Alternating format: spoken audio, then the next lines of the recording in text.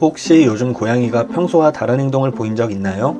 고양이는 말 대신 행동으로 자신의 상태를 표현합니다. 그런데 우리가 그 신호를 알아채지 못하면 스트레스는 점점 쌓이고 마음의 문을 닫게 됩니다. 실제로 조사에 따르면 고양이 10마리 중 9마리는 스트레스를 받을 때 평소와 다른 행동을 보였다고 합니다. 하지만 많은 보호자들이 그걸 스트레스 신호로 인식하지 못했다고 해요. 그래서 오늘은 고양이가 스트레스를 받을 때 자주 보이는 행동 10가지와 현실적인 해결법 10가지를 함께 나눠보려고 합니다. 영상 끝까지 보시면서 고양이의 하루가 왜 무기력했는지, 우리가 놓치고 있었던 부분은 무엇이었는지 함께 확인해보세요. 스트레스는 몸에서 먼저 드러나는 경우가 많습니다. 그중 하나가 과도한 그루밍, 즉 털을 지나치게 핥는 행동입니다. 특정 부위의 털이 눈에 띄게 얇아지거나 피부가 드러날 정도로 계속 핥고 있다면 그건 단순한 습관이 아니라 마음의 불편함이 표현된 걸 수도 있습니다. 고양이는 불안하거나 긴장할 때 자신을 진정시키기 위해 털을 반복해서 핥습니다. 긴장된 상태를 스스로 달래기 위한 방식이죠. 하지만 강도가 세지고 횟수가 잦아지면 결국 털이 빠지거나 피부에 붉은 자국이 생길 수 있습니다. 이럴 땐 먼저 건강상 문제부터 확인해보고 특별한 이상이 없다면 최근에 바뀐 환경이나 루틴이 있었는지 돌아보는 게 좋습니다. 이처럼 눈에 보이는 신호가 있다면 생활 속에서 자연스럽게 드러나는 행동들도 함께 살펴볼 필요가 있습니다. 고양이는 평소 사용하던 화장실을 갑자기 외면하고 침대나 소파 같은 곳에 실수를 하기도 합니다. 이런 변화는 단순한 실수라기보다 지금 화장실 환경이 불편하다는 표현일 수 있습니다. 고양이는 화장실에 굉장히 예민합니다. 모래의 냄새나 질감, 위치, 청결 상태처럼 사소해 보이는 변화도 스트레스로 이어질 수 있죠. 그럴 때 고양이는 자신이 편하다고 느끼는 공간에 배변을 하면서 불안을 줄이려는 본능적인 반응을 보입니다. 이럴 때는 혼내기보다 조용히 화장실 환경을 다시 살펴보는 것이 먼저입니다. 청소는 잘 되고 있는지, 고양이가 평소 좋아하던 모래를 그대로 쓰고 있는지 하나씩 점검해 보는 것이 도움이 됩니다. 이처럼 환경에 대한 예민함은 공간 속에서의 행동 변화로도 이어질 수 있습니다. 예전에는 캣타워나 소파 위에서 잘 쉬던 고양이가 어느 순간부터 침대 밑이나 옷장 안처럼 어두운 공간에만 머무른다면 지금 심리적으로 불안한 상태일 가능성이 큽니다. 고양이는 낯선 소리, 익숙하지 않은 냄새, 혹은 낯선 사람이 다녀간 흔적 같은 것에도 민감하게 반응합니다. 불편함을 느끼는 순간 몸을 숨길 수 있는 공간으로 들어가 스스로를 지키려고 하죠. 이럴 땐 억지로 끌어내려고 하기보다 고양이가 스스로 편안함을 찾을 수 있도록 조용한 공간 하나를 더 마련해주는 것이 좋습니다. 그리고 고양이가 다시 익숙한 공간으로 돌아올 때까지 그저 기다려주는 것만으로도 서로의 신뢰는 자연스럽게 쌓여갑니다. 이렇게 예민해진 상태는 때로는 예상치 못한 반응으로 이어지기도 합니다.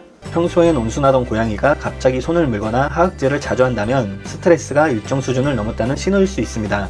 눈에 띄는 외부 자극이 없어도 예민해진 상태라면 최근 충분히 놀지 못했거나 생활 리듬이 무너졌을 가능성을 생각해 볼 수 있습니다.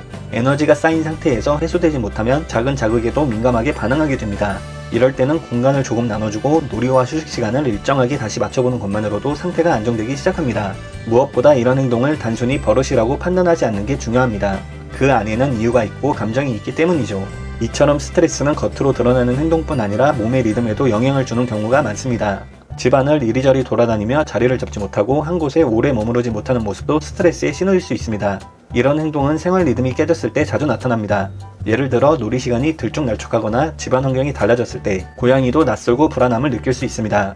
몸은 쉬고 싶은데 마음이 편치 않으니 계속 움직이면서 주변을 확인하고 안정을 찾으려 하는 거죠.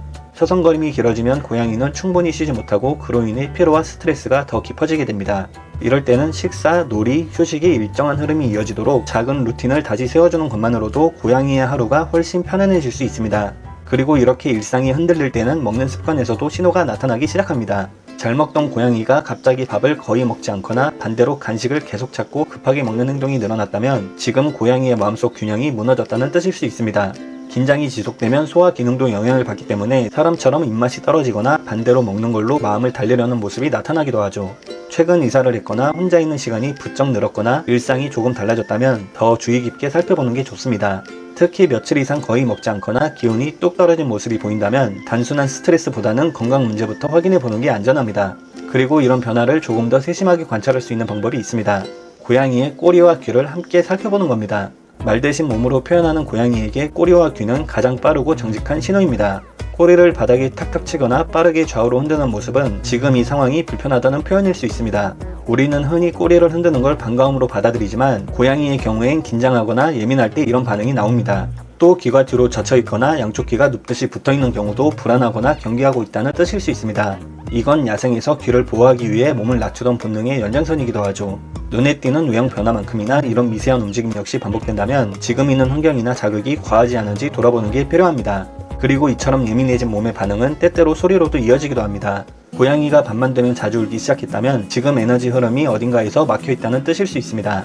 낮 동안 충분히 놀지 못하거나 일상의 자극이 부족했을 때 고양이는 남은 에너지를 밤 시간에 꺼내려는 경향이 있습니다. 이럴 땐 울음의 크기보다 그 울음이 시작된 배경을 살펴보는 게 중요합니다. 최근 놀이 시간이 줄었거나 생활 리듬이 불규칙했다면 고양이에게도 혼란과 피로가 쌓이기 쉽습니다. 그 외에도 외로움, 낯선 냄새 또는 창밖 소리처럼 작은 자극도 불안을 자극할 수 있습니다. 밤에 우는 모습이 며칠 이상 계속되고 있다면 지금의 루틴을 다시 정리해주는 것만으로도 고양이는 조금씩 안정을 찾아갑니다. 선반이 물건을 밀어 떨어뜨리거나 소파나 벽지를 집중적으로 긁는 행동이 늘어났다면 지루함이나 억눌린 에너지가 쌓였다는 신호일 수 있습니다. 고양이는 긁는 행동을 통해 감정을 정리합니다. 하지만 충분히 놀 시간이 없거나 운동이 줄어든 상태에서는 그 자극이 엉뚱한 방향으로 튈 수 있습니다. 스크래처가 집에 있더라도 놀이가 부족하다면 가구나 문틈, 벽 모서리 같은 곳을 자주 긁게 됩니다. 이럴 때 중요한 건 혼내는 게 아니라 이 에너지를 제대로 쓸 기회가 부족했구나 하고 바라보는 자세입니다. 장난감과 상호작용을 조금씩 늘려주는 것만으로도 긁기와 같은 행동은 자연스럽게 줄어들기 시작합니다. 고양이는 하루 중 대부분을 잠으로 보내는 동물입니다. 하지만 그 수면의 양이나 패턴이 갑자기 바뀌었다면 지금 마음이나 몸 어딘가에 변화가 생겼다는 뜻일 수 있습니다. 하루 종일 누워만 있거나 반대로 자주 깨고 주변 자극에 민감하게 반응한다면 지금 상태가 완전히 편하지는 않다는 이야기일 수 있습니다. 낮에 활동량이 줄어들거나 집안이 시끄럽고 복잡해졌을 때도 고양이의 수면 리듬은 쉽게 흔들립니다. 며칠 이상 이런 변화가 반복되고 있다면 그 자체로도 충분히 살펴볼 이유가 됩니다. 이럴 땐 너무 서두르지 말고 하루의 흐름을 조용히 다시 정리해보는 것부터 시작해보는 게 좋습니다. 이렇게 고양이가 보내는 스트레스 신호들은 크고 분명하게 다가오는 게 아니라 아주 작고 섬세한 방식으로 드러납니다. 그래서 더 쉽게 놓치게 되고 그만큼 무심히 넘기게 될 수 있죠. 이 모든 행동을 하나하나 생각해보면 결국 고양이의 하루가 얼마나 안정적인지 그리고 우리와의 관계가 얼마나 편안한지에 따라 조금씩 다른 모습으로 나타난다는 걸 알 수 있습니다. 이제부터는 고양이의 마음을 조금 더 편하게 해줄 수 있는 현실적인 스트레스 해소 방법 10가지를 말씀드릴게요. 고양이가 마음 편히 지내기 위해 가장 먼저 필요한 건 화장실입니다. 단순히 개수만 갖추는 게 아니라 위치나 크기, 모래의 질감과 냄새, 청소 상태까지 꼼꼼히 살펴봐야 합니다. 강한 향보다는 무향에 가까운 모래, 입자가 부드러운 제품이 더 편안할 수 있고 화장실은 조용하고 방해받지 않는 공간에 놓는 게 좋습니다. 무엇보다 중요한 건 청결입니다. 하루에 한두 번 이상 정리해주는 것만으로도 고양이는 훨씬 안심할 수 있습니다. 건강한 몸은 안정된 마음의 바탕이 됩니다. 고양이는 원래 물을 많이 마시지 않는 동물이기 때문에 습식 사료나 자동 급수기 등을 활용해서 수분 섭취를 도와주는 것이 좋습니다. 또 식사 시간과 양을 일정하게 유지해주면 하루의 흐름이 안정되면서 작은 자극에도 덜 민감하게 반응하게 됩니다. 고양이는 높은 곳에서 주변을 내려다볼 때 더 편안함을 느낍니다. 위험을 피하고 상황을 조망할 수 있다는 본능 때문이죠. 캣타워나 창가 선반처럼 올라갈 수 있는 공간을 만들어주면 그 자체로 안전한 피난처가 되어줍니다. 부드러운 담요나 쿠션을 함께 놓아주면 더 오래 머무는 쉼터가 될 수 있습니다. 긁는 행동은 고양이에게 있어 스트레스 해소와 자기 표현의 수단입니다. 기둥형 스크래처와 바닥형 스크래처를 함께 배치하면 고양이가 원하는 방식으로 스트레스를 해소할 수 있습니다. 긁을 공간이 부족하면 가구나 벽을 대신 긁게 되고 이건 또 다른 갈등의 원인이 되기도 하죠. 스크래처는 장식이 아니라 고양이에게 꼭 필요한 물건입니다. 혼자 있고 싶을 때 숨어 쉴 수 있는 공간이 있다는 건 고양이에겐 큰 위안이 됩니다. 뚜껑이 있는 숨숨집이나 조명이 적은 구석 등 사람이 신경 쓰지 않는 공간이 좋습니다. 그곳에서 스스로 머무를 수 있도록 해주는 것만으로도 고양이는 긴장을 푸는 시간을 가질 수 있습니다. 움직이는 장난감을 쫓고 잡는 놀이 시간은 고양이의 신체 활동은 물론 감정적인 해소에도 도움이 됩니다. 하루에 10분에서 15분 정도 정해진 시간에 낚싯대 장난감으로 놀아주는 것만으로도 스트레스는 크게 줄어듭니다. 놀이가 끝난 뒤 식사하고 스스로 그루밍하고 편안히 잠드는 흐름이 생기면 고양이의 하루도 훨씬 안정적이 됩니다. 꼭 뭔가를 하지 않아도 그저 함께 조용히 있는 시간도 고양이에겐 위로가 됩니다. 부드럽게 쓰다듬어 주거나 조용히 곁에 있어 주는 것만으로도 고양이는 보호자의 기운을 느낄 수 있습니다. 억지로 안으려 하지 말고 고양이의 반응을 살펴보며 다가가는 게 좋습니다. 예측 가능한 하루는 고양이에게 안정감을 줍니다. 식사, 놀이, 화장실 청소 같은 일상을 비슷한 시간에 반복해주면 고양이는 하루의 흐름을 익히고 그 안에서 편안함을 느끼게 됩니다. 환경 변화가 필요할 땐 갑자기 바꾸기보다는 천천히 고양이가 적응할 시간을 함께 주는 것이 좋습니다. 페로몬 디퓨저나 캣닙, 마따따비 같은 아이템은 고양이의 정서 안정에 도움을 줄 수 있습니다. 특히 민감한 성격의 고양이나 낯선 환경에 자주 노출되는 경우에는 이런 보조제의 도움을 받을 수 있습니다. 다만 이런 제품들은 환경과 루틴이 안정되어 있을 때 더 큰 효과를 보입니다. 어디까지나 도움이 되는 도구일 뿐 전부를 맡겨선 안 됩니다. 고양이는 빠르게 변화하거나 강한 자극에 쉽게 지칩니다. 억지로 안기보다는 다가올 때까지 기다려주고 싫어하는 행동은 강요하지 않는 것. 이 조용한 배려들이 쌓여서 신뢰로 이어집니다. 고양이는 언젠가 스스로 마음이 열릴 순간을 보여줍니다. 그걸 기다릴 수 있는 여유가 집사에게도 필요합니다. 지금까지 고양이의 스트레스 신호와 해결 방법들을 살펴봤습니다. 이 이야기를 준비하면서 저도 자연스럽게 제 모습을 돌아보게 됐습니다. 예전에는 저 역시 고양이는 혼자 있어도 잘 지낸다 라는 생각을 하곤 했습니다. 특별히 표현하지 않으니까 괜찮을 거라 여겼던 거죠.